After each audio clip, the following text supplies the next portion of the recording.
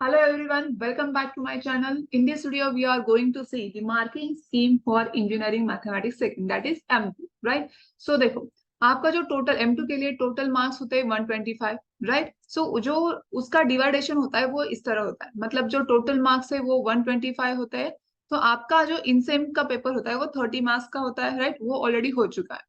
और बाकी के जो मार्क्स है दैट मीन्स 70 मार्क्स आपके एंडसेम के लिए होते हैं और 25 मार्क्स आपके टर्म वर्क के लिए होता है, राइट? सो जो M2 का जो मार्किंग स्कीम है फॉर एंड सेम वो कैसे होता है वो मैं आपको बताने वाली हूँ, सो वीडियो लास्ट तक देखना। तो मैंने यहाँ पे क्या 125 का जो आपका इवेल्युएशन है वो कैसे होता है, 30 marks for in same, 70 marks for and same and term work for 25 marks, जिसमें आपके प्रैक्टिकल्स होते हैं या फिर असाइनमेंट्स होते हैं। 6 यूनिट के लिए 6 असाइनमेंट्स होते हैं, राइट? मैथमेटिक्स के लिए M2 के लिए स्पेशली। सो ये जो वीडियो है वो स्पेशली M2 के लिए है, सो उसके हिसाब से मैं आपको बताने वाली हूँ। देखो, तो एंड सेम एग्जामिनेशन जो होता है आपका एंड सेम एग्जामिनेशन इसमें आपको स्कोर करना है या फिर जो बच्चे होते हैं उनको M2 डिफिकल्ट जाता है उनको पासिंग निकालनी है, तो आपको कौन से टॉपिक फिक्स करना है, ठीक है? जो इजी इजी टॉपिक है वो आपको फिक्स करने होता है, और फिर बाद में जो बचे हुए टॉपिक्स है वो आप आराम से कर सकते हो, अगर हुए तो हुए, नहीं हुए तो कोई बात नहीं। सो देखो, आपका जो फर्स्ट क्वेश्चन होगा, क्वेश्चन नंबर फर्स्ट, आपका जो क्वेश्चन फर्स्ट होगा वो होगा MCQ, ठीक है? एंड MCQ होगा 10 मार्क्स के लिए। कितने मार्क्स के लिए? 10 मार्क्स के लिए, राइट? फर्स्ट क्वेश्चन जो होगा वो MCQ डेफिनेटली होगा, और उसके मार्क्स कितने होंगे? MCQ 10 मार्क्स होंगे, राइट? सो कुछ MCQ 2 मार्क्स के लिए होंगे, कुछ MCQ एक एक मार्क्स के लिए होंगे, ओके? तो उस पर डिपेंड करता है कि कौन सा क्वेश्चन आपको आए। अगर इंटीग्रेशन आएगा तो ऑब्वियसली 2 मार्क्स के लिए आएगा, right? So centre and radius find out करने के लिए आएगा तो 2 मार्क्स के लिए आएगा। जो जिसमें कैलकुलेशन पार्ट ज्यादा है वो ऑब्वियसली 2 मार्क्स के लिए आएंगे, ठीक है? सो बाद में जो आपका क्वेश्चन सेकंड होता है, राइट? क्वेश्चन सेकंड में जो आपका ए क्वेश्चन होता है, मतलब और क्वेश्चन होता है ना, क्वेश्चन फर्स्ट तो आप सबको कंपलसरी होगा। Question second and question third, question second और क्वेश्चन थर्ड, ये दोनों क्या हो गया? आपको ऑप्शनल के लिए होंगे, ठीक है? सो क्वेश्चन टू में जो आपका ए पार्ट होगा वो क्या होगा? रिडक्शन फॉर्मूला के ऊपर होगा, रिडक्शन फॉर्मूला, ठीक है? किसके लिए होगा? Reduction formula. मतलब जो थर्ड यूनिट है आपका, थर्ड यूनिट के ऊपर होगा question number second and question number third, question number second and question number third for unit 3 के लिए होगा। सो क्वेश्चन नंबर 2 का जो फर्स्ट क्वेश्चन होगा ए का वो होगा रिडक्शन, रिडक्शन फॉर्मूला। एंड जो बी क्वेश्चन होगा वो होगा बीटा एंड गामा फंक्शन के ऊपर, beta and gamma function, beta and gamma function के ऊपर होगा। और सी जो क्वेश्चन है वो डिफरेंशियल इंटीग्रल, डिफरेंशिएशन या फिर differential under integral sign, that means what? DUIS, differential under integral sign. इस टाइप के आपके क्वेश्चंस होंगे, ये 5 5 मार्क्स के, राइट? और MCQ के लिए भी होगा। तो यहाँ पे देखो क्वेश्चन नंबर 3 ये और के लिए होगा, ठीक है? सो क्वेश्चन नंबर 3 का जो ए क्वेश्चन है वो भी क्या होगा? हमारा रिडक्शन के ऊपर होगा, reduction formula, reduction formula. And जो क्वेश्चन नंबर बी है वो भी होगा बीटा एंड गामा फंक्शन के ऊपर, बीटा या फिर गामा दोनों में से कौन सा भी आ सकता है, beta and gamma function, gamma function. And C जो होगा वो DUIS के ऊपर होगा या फिर एरर फंक्शन के ऊपर, ठीक है? एरर फंक्शन, इन दोनों में से कोई भी आ सकता है। सो क्वेश्चन नंबर 2 एंड 3 का जो पार्ट है वो उसमें से आपको कौन सा करना है वो आपको डिसाइड करना है, लेकिन जो आपको इजी जाता है ना वो कंफर्म आपको करना ही है।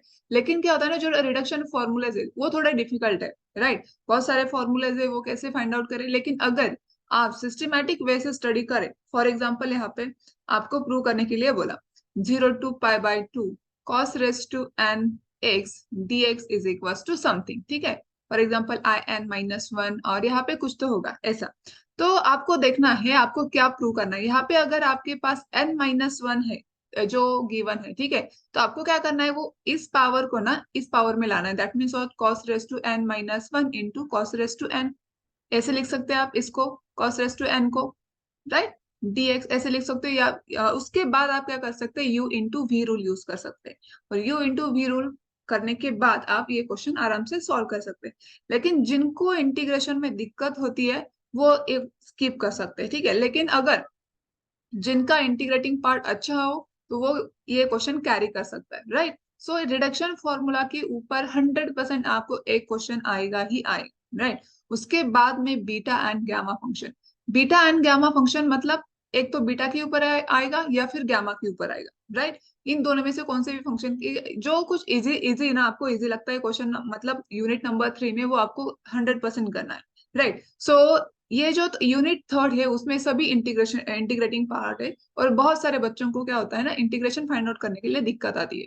सो वो क्या करते हैं ना, ये यूनिट स्किप कर देते हैं। लेकिन पूरा का पूरा यूनिट स्किप नहीं करना है। ये जो होता है ना, differentiation under integral sign and error function, ये आपका इजी पार्ट है, ठीक है। इसके ऊपर आपको क्वेश्चन, मतलब 5 मार्क्स, ये आपके हाथ के मार्क्स है। मतलब क्या है, एक ही DOIS का एक ही फॉर्मूला है, वो ही अप्लाई करना है आपको। एंड एरर फंक्शंस भी इजी है, दो फॉर्मूलाज है, एक एरर फंक्शन का and then complementary error function का, राइट। सिर्फ ये दो फॉर्मूले के ऊपर आपका एरर फंक्शन डिपेंड है। तो अगर वो दो फॉर्मूला या और उसके ऊपर अगर आप 2 से 3 एग्जाम्पल सॉल्व कर ले अच्छे से, तो आपको एरर फंक्शन का जो कुछ भी क्वेश्चन आएगा वो आप सॉल्व कर सकते हो, ठीक है। तो आपको क्या करना है, यूनिट नंबर 3 में differentiation under integral sign and error function, ये आपको डेफिनेटली करके ही रखना है। और फिर बाद में जो error function beta and gamma function होगा वो भी आप कर सकते हो, लेकिन जिसको डिफिकल्ट जाता है वो टाइम वेस्ट ना करे, वो लास्ट में करे। मैं ऐसी बात नहीं कर रही हूँ कि आप ये पार्ट स्किप कर दो, वो लास्ट में कर लो, जितना होगा उतना लास्ट में कर लो, ठीक है। ये होगा आपका question number 2 and question number 3। उसके बाद में क्वेश्चन नंबर 4, ठीक है, and question number 5। Question number 4 and question number 5, ये दोनों क्वेश्चन एक दूसरे को और होता है, और वो कौन से यूनिट के ऊपर पूछे जाता है, unit number 4, unit number 4, right. So आपका जो क्वेश्चन 4 होता है उसमें से जो ए पार्ट है, राइट, वो होता है कार्टेशियन कर्व के ऊपर, कार्टेशियन कर्व। मैं आपको एक बात बता रही हूँ, ये कार्टेशियन कर्व का पूरा यूनिट आप 100% कर लो, ये मार्क्स आपके हाथ के, ठीक है। जो नेक्स्ट क्वेश्चन होता है वो होता है पोलर कर्व के ऊपर, पोलर कर्व एकदम इजी यूनिट है। मैंने इस पे बहुत सारे वीडियोस बनाए, कार्टेशियन कर्व का कैसा कर्व कैसे ड्रॉ करते हैं, कैसे ट्रेस करते हैं, इसके भी वीडियोस मैंने बनाए हैं। एंड पोलर कर्व जो है, पोलर कर्व में जो रोज कर्व होते हैं, या फिर 1+a, sorry a × 1 + cos theta, मैं आगे जाके आपको बताऊंगी, ठीक है। सो डोंट वरी, पहले आप कौन से क्वेश्चन पूछे जाता है वो टॉपिक आप देख लो, ठीक है। Rectification of curve, rectification of curve, इसके ऊपर पूछा जाएगा। एंड जो और होता है इसको क्वेश्चन नंबर 5 होता है। इसमें ए पार्ट जो होता है, राइट, ए पार्ट होता है कार्टेशियन कर्व। इसमें भी कार्टेशियन कर्व के लिए क्वेश्चन फिक्स है, ठीक है। Then B polar curve, polar curve है। एंड सी आपका पैरामेट्रिक कर्व, पैरामेट्रिक कर्व। देखो, parametric curve and rectification of curve optional है, ठीक है, कंपलसरी नहीं है। लेकिन Cartesian curve and polar curve दोनों क्वेश्चन में क्या है, कंपलसरी है। कार्टेशियन कर्व का आपको 100% करना ही है, करना ही है, ऐसा बता रही हूँ मैं, ठीक है। तो आप स्कोरिंग कर सकते हो अच्छे से। एंड पोलर कर्व में जो क्वेश्चन पूछे जाते हैं वो किस टाइप के पूछे जाते हैं, देखो, फिक्स इक्वेशंस होते हैं, r = a × 1 + cos theta, trace the curve, ठीक है। r = a × 1 - cos theta, then r = a × 1 + sin theta, right, r = a × 1 - sin theta, then r = a × sin n theta, and r = a × cos n theta, ठीक है। और भी कुछ examples है Cartesian curve के, ठीक है। एक मिनट होल्ड करना, मैं आपको बताती हूँ। जो एग्जांपल्स है पैराबोला के होता है, मतलब उसका जो ग्राफ होता है ना वो पैराबोला का होता है, ठीक है। एक मिनट सिर्फ होल्ड करना।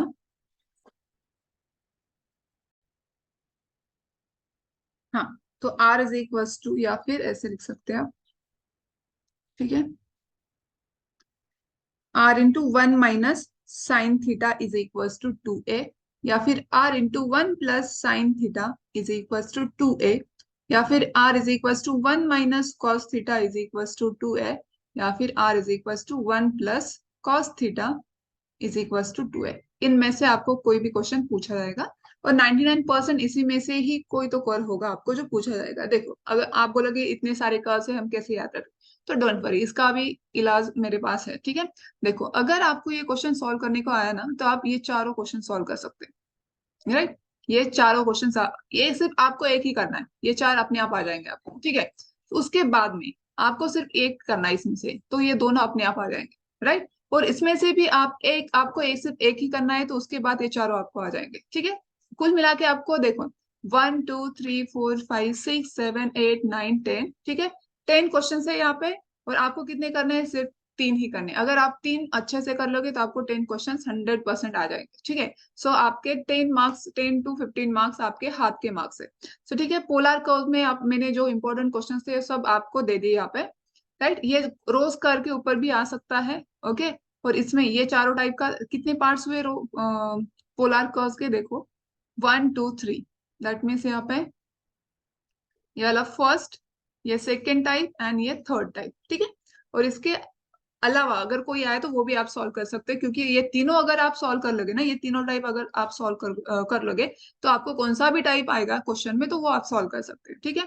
और कार्टेशियन कर्व में भी आपको क्या याद रखना है, कौन सा मतलब सिमेट्रिकल अबाउट एक्स एक्सिस है, वाई एक्सिस है, that means what, explicit function and implicit function के ऊपर। दैट मीन्स क्या, इम्प्लिसिट फंक्शन क्या, एक्सप्लिसिट फंक्शन क्या होता है यहाँ पे, मतलब y is equal to y square is equal to f of x के फॉर्म में होता है, या फिर x square is equal to f of y की फॉर्म में होता है। इस टाइप के क्वेश्चन होते हैं, मतलब आप एक्स एंड वाई के टर्म्स क्या कर सकते हो, अलग अलग कर सकते हो। एंड इम्प्लिसिट फंक्शन के ऊपर मतलब एक्स एंड वाई के टर्म्स आपको अलग अलग, आप अलग अलग नहीं कर सकते, वो मिक्स आपको दिया जाता है, ठीक है। सो इस टाइप के एग्जाम्पल्स होते हैं, आपको सिर्फ क्या करना है, जैसे वाई की पावर्स अगर इवन हुए तो कौन सी सिमेट्री होगी, या फिर एक्स की पावर इवन हुई तो कौन सी सिमेट्री होगी, या फिर दोनों की पावर्स इवन है तो कौन सी सिमेट्री होगी, ये सब आपको करके रखना है। मैंने इस पे वीडियोस बनाए हैं, तो आप जाके देख सकते हो प्लेलिस्ट में, इंजीनियरिंग मैथमेटिक्स सेकंड, ये मैंने पूरी की पूरी प्लेलिस्ट बना रखी है। उसमें मैंने ये जो यूनिट है, यूनिट 4 कर्व ट्रेसिंग, वो पूरा का पूरा कवर किया। रेक्टिफिकेशन ऑफ कर्व उसमें मैंने नहीं लिया, लेकिन ये भी इजी है, ठीक है। रेक्टिफिकेशन ऑफ कर्व मतलब आपको, अगर आपको ये सॉल्व करने को आया ना, तो ये आप सॉल्व कर सकते हैं, ठीक है। आपको सिर्फ लेंथ फाइंड आउट करनी पड़ेगी। लेकिन लेंथ फाइंड आउट करने के लिए आपको जो कर्व होता है ना, वो मालूम होना चाहिए, क्योंकि हमारे फॉर एग्जांपल यहाँ पे अगर एस्ट्रॉइड का इक्वेशन है, मतलब 2x⁵ plus y⁵ is equal to a⁵ इसका ग्राफ आपको ऑलरेडी पता होना चाहिए। ये कब पता होगा, जब आप ये दोनों क्वेश्चन सॉल्व कर लोगे, ठीक है। दैट मीन्स व्हाट, अगर इसमें आप ये कर्व का फिर लेंथ कब निकाल सकते हो, अगर आपको कर्व मालूम हुआ तो। उस बाद में अगर आपको कर्व मालूम नहीं है, तो फिर आपको पहले कर्व निकालना पड़ेगा, और फिर क्या करना पड़ेगा, उसकी लेंथ फाइंड आउट करनी पड़ेगी। सो ये टॉपिक आप क्या कर सकते हो, ऑप्शन में डाल सकते हो अगर आपको डालना है तो। लेकिन ये Cartesian curve and polar curve ये आपको फिक्स करने ही, या फिर पैरामेट्रिक कर्व, ये तीनों आप कर लो, ये रहने दो, ठीक है। और ये तीनों आप 100% कर लो। पैरामेट्रिक इक्वेशन भी, पैरामेट्रिक कर्व भी इजी है, वो भी आप कर सकते हो, राइट। सो नेक्स्ट वन, जो आपका नेक्स्ट क्वेश्चन होगा वो कौन सा होगा, 5th क्वेश्चन हुआ, ठीक है। तो क्वेश्चन नंबर 6, इसके question number 6 and question number 7, ये कौन से यूनिट पे होगा, क्वेश्चन यूनिट नंबर 5, यूनिट 5 पे होगा, ठीक है। सो उसमें देखो क्वेश्चन नंबर जो 6 है, क्वेश्चन नंबर 6 का ए जो पार्ट है स्पेयर, स्पेयर के ऊपर होगा, देन कोन के ऊपर होगा, एंड सी जो पार्ट है वो सिलेंडर के ऊपर होगा, ठीक है, सिलेंडर। और क्वेश्चन नंबर 7 जो है वो भी सेम है, मतलब ये आपको करना ही है।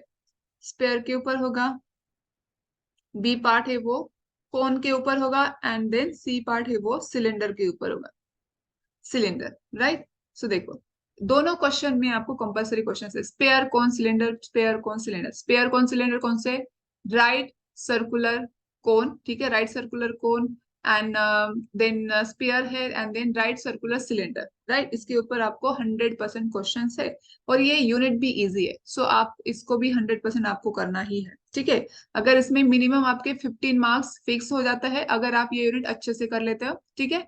और ये जो कर्व है ना, ये 10 मार्क्स, ये 10 मार्क्स, इसमें क्वेश्चन नंबर में बाद में आपको बताऊंगी कितने मार्क्स आपके फिक्स हो जाते हैं, अगर मैंने जो टॉपिक्स आपको बताया वो अगर आप अच्छे से कर लेते तो, ठीक है।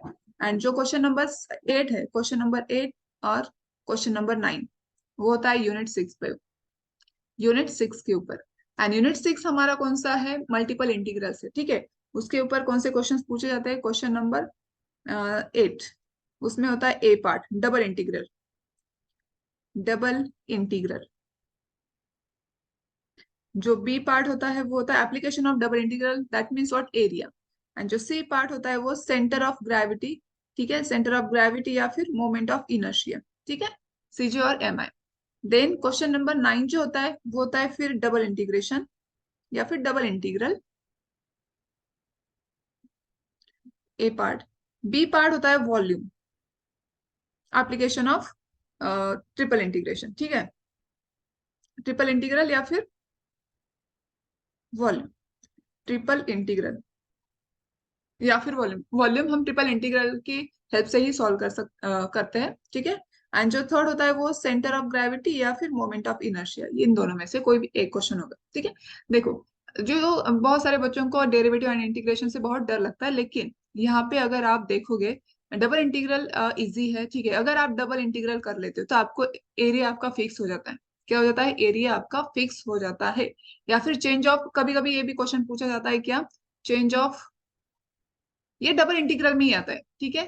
Change of order of, change of order of integration, order of integration, ठीक है, इसमें भी क्वेश्चन आता है, क्या double integration and change of order of integration and area. ये तीनों अगर आप अच्छे से कर लो, ये तीनों अगर आप अच्छे से कर लो तो आपसे आपके 10 to 15 मार्क्स क्या होता है, कंपलसरी आपके फिक्स हो जाते हैं, क्योंकि इस पे एमसीक्यू भी होता है, 2 मार्क्स का एमसीक्यू भी होता है डबल इंटीग्रेशन के ऊपर, ठीक है।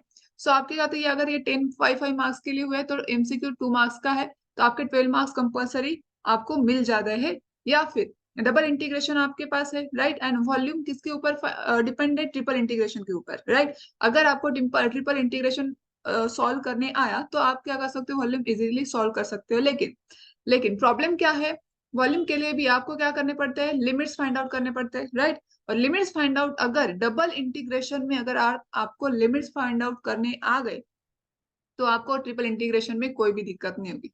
आगे बात समझ में, कि तो आपको क्या करना है, डबल इंटीग्रेशन, या डबल इंटीग्रेशन में क्या क्या है, डबल इंटीग्रेशन अगर आपके पास लिमिट प्रेजेंट हो तो हम कैसे सॉल्व कर सकते हैं, अगर लिमिट प्रेजेंट नहीं हो, दैट मीन्स सिर्फ आपको ऐसे एरिया के ऊपर f of x y dx dy ऐसे कुछ तो फंक्शन आपको दिया है, तो फिर बाद में आपको क्या करना है, एक्स एंड वाई के लिमिट्स फाइंड आउट करने एंड देन इक्वेशन आपको या फिर क्वेश्चन सॉल्व करना है। या फिर आपको ऐसा भी पिछली जो प्रीवियस ईयर क्वेश्चन पेपर था उसमें ये भी क्वेश्चन था, क्या डबल इंटीग्रेशन के ऊपर, क्या change of order of given integration and then solve the given integral, ये क्वेश्चन था, ठीक है। तो आपको क्या करना है, change of order of integration मतलब क्या, आपको देखना है जो आपके चेंज ऑफ ऑर्डर में इंटीग्रेशन गिवन होते, लिमिट्स गिवन होते, आपको ये गिवन लिमिट्स में से आपको क्या करना है, एरिया फाइंड आउट करना है, जो एरिया होगा। और आपको ऑब्जर्व करना है कि जो एरिया हमारा वर्टिकल स्ट्रिप से फाइंड आउट किया है या फिर हॉरिजॉन्टल स्ट्रिप से फाइंड आउट किया हुआ है, राइट। सो अगर वर्टिकल स्ट्रिप से फाइंड आउट किया होगा, ये जो लिमिट्स होंगे वो, तो आपको क्या करना है, ये स्ट्रिप जो है वो हॉरिजॉन्टल करनी है। अगर गिवन लिमिट्स आपके हॉरिजॉन्टल लिमिट से या फिर स्ट्रिप से फाइंड आउट किए होंगे तो आपको क्या करना है, इस स्ट्रिप को वर्टिकली करना है। That means change of order of integration मतलब क्या, वर्टिकल स्ट्रिप को हॉरिजॉन्टल करना है एंड हॉरिजॉन्टल स्ट्रिप को वर्टिकल करना है, सिर्फ यही करना है। वो किस कैसे करते हैं वो भी मैंने आपको वीडियोस में डाल चुकी हूँ, ठीक है, आप देख सकते हो वो कैसे करते हैं, राइट। सो आपको जो यूनिट नंबर 6 है उसमें से आपको फिक्स क्या करना है, डबल इंटीग्रेशन। लिमिट्स अगर गिवन हो तो कैसे सॉल्व करते हैं, लिमिट्स अगर गिवन नहीं हो तो कैसे सॉल्व कर सकते हैं। या फिर change of order of integration, इस पे भी क्वेश्चन आ सकता है। एंड देन एरिया के ऊपर, अगर ये दोनों आप अच्छे से कर लो तो आपके 10 to 15 मार्क्स आराम से आ जाएंगे। Then centre of gravity and moment of inertia, ये आप स्किप कर सकते हो। और जिनको स्कोर करना है उनको तो ये करना ही पड़ेगा, ठीक है, जिनको स्कोर करना है उनको सभी क्वेश्चन पेपर करनी ही है। लेकिन उन जिनको पासिंग निकालनी है, ठीक है। सो देखो, अगर आप कर लेते हो क्या, क्वेश्चन नंबर फर्स्ट और क्वेश्चन नंबर मतलब यूनिट नंबर फर्स्ट पे, यूनिट नंबर फर्स्ट के लिए आपको क्या करना है, कौन से पॉइंट्स, यूनिट फर्स्ट के लिए, यूनिट फर्स्ट मतलब क्वेश्चन नंबर फर्स्ट जो है तो यूनिट नंबर 3 होगा, राइट।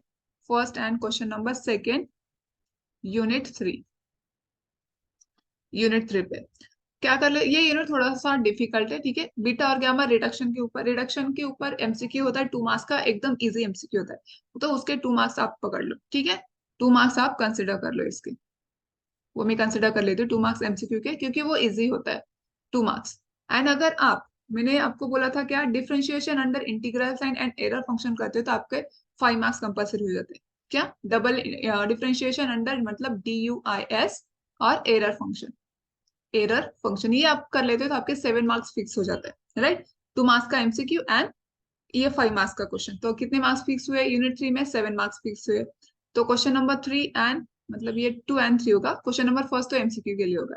ये question number 4 and question number 5, unit number कौन सा, फोर्थ वाला, ठीक है। फोर्थ वाला जो है यूनिट वो कौन सा है, कर्व ट्रेसिंग है, ठीक है। कर्व ट्रेसिंग में अगर आप कार्टेशियन कर्व कर लेते हो आपके 5 मार्क्स फिक्स है, राइट। यहाँ पे 5 मार्क्स फिक्स होंगे। देन पोलर फॉर्म कर लेते हो तो उसमें भी आपके 5 मार्क्स फिक्स है, ठीक है। पैरामेट्रिक कर लेते हो तो उसमें भी आपके 5 मार्क्स फिक्स है, पैरामेट्रिक भी इजी है, राइट। सो 5 + 5 + 5 कितना हुआ, 15 हुआ, और 2 मार्क्स का एमसीक्यू, ठीक है। 17 मार्क्स आपके फिक्स हुए। ओके कितने, 17, और ये कितना हुआ, 7। Then question number 6 and question number 7 कौन से यूनिट के ऊपर होगा, ये यूनिट 5th के ऊपर होगा, यूनिट 5th के ऊपर। और यूनिट 5th कौन सा है आपका, सॉलिड ज्योमेट्री। सॉलिड ज्योमेट्री में आपका स्पेयर अगर आप अच्छे से कर लोगे, अगर आपने क्वेश्चन पेपर देखी तो सेम टाइप के क्वेश्चन पूछे जाता है। 5 + 5 + 5 मार्क्स प्लस 2 मार्क्स का एमसीक्यू, क्योंकि centre and radius find out करने के लिए आएगा, या फिर कुछ भी 2 मार्क्स का, मैक्सिमम 2 मार्क्स का क्वेश्चन आ सकता है, ठीक है। स्पेयर, कोन एंड सिलेंडर, ये तीनों आपको कंपलसरी करने ही, अगर आप करते हैं तो 15 + 17 मार्क्स आपके आराम से आ जाएंगे, ठीक है। 17, 17 एंड 7। एंड देन जो लास्ट क्वेश्चन होता है question number 8 and question number 9, उसमें से दैट मीन्स आपका मल्टीपल इंटीग्रल होता है यूनिट नंबर 6, उसमें से आपको क्या करना है, डबल इंटीग्रेशन, ठीक है। उसके 5 मार्क्स, राइट। एंड देन जो सेकंड पार्ट होता है एरिया, एरिया के 5 मार्क्स में कम से कम मार्क्स बोल रही हूँ, 6 मार्क्स का भी आ सकता है, ठीक है क्वेश्चन। और जो बाद में तो मैंने ट्रिपल इंटीग्रेशन कंसिडर ही नहीं किया, वो मैं कंसिडर ही नहीं करती, ठीक है। सो और जो एमसीक्यू होता है वो 2 मार्क्स का होगा, ऑब्वियसली इंटीग्रेशन है तो 2 मार्क्स के लिए आएगा ही। ये कितना हुआ, 12 हुआ। देखो अब पूरे कितना हुआ, ये 12 हुआ, प्लस कितना, ये 17 + 17 + 7, 17 + 17 + 7। अगर आप इसे अच्छे से कैलकुलेट कर लेते हो, ठीक है, आपको यहाँ पे क्या मिलेगा, = 53, मतलब आपके 53 मार्क्स।